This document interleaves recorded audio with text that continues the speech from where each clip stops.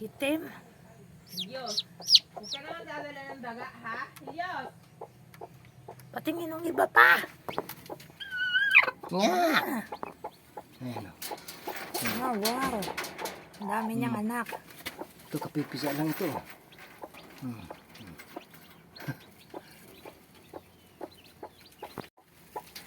Ilan?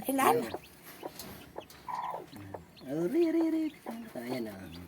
Kak-cute, maliliit na. Ilan pang hindi napipisa? Isa, dalawa, tatlo, apat. Diyos. Diyos. Huwag ka naman dadala. Pansin mo na yung basag na itlog na yan. Tayo mo na lang doon sa buhay.